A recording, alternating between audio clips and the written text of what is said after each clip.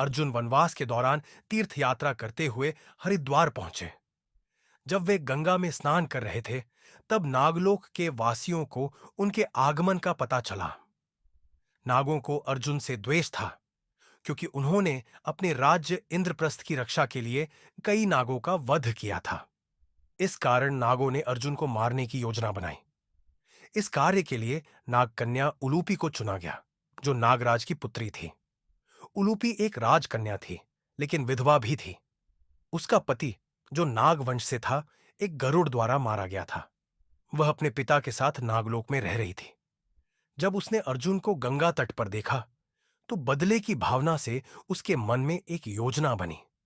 लेकिन जब उसने अर्जुन को करीब से देखा, तो उसके प्रति आकर्षित हो गई और उसकी प्रतिशोध की भावना समाप्त हो गई। उलूपी ने अपने नाग रूप को एक सुंदर स्त्री के रूप में बदला और अर्जुन को जादू के माध्यम से अपने साथ नागलोक ले गई।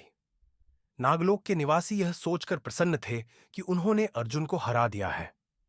लेकिन उलूपी अब अर्जुन से प्रेम करने लगी थी। वह अर्जुन के होश में आने का इंतजार करने लगी, ताकि उससे अपने मन की बात कह सके। जब अर्जुन को होश आया, तो उसने खुद को एक अज्ञात स्थान पर पाया।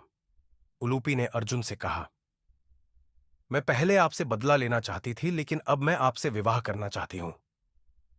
अर्जुन इस प्रस्ताव से चौंक गए।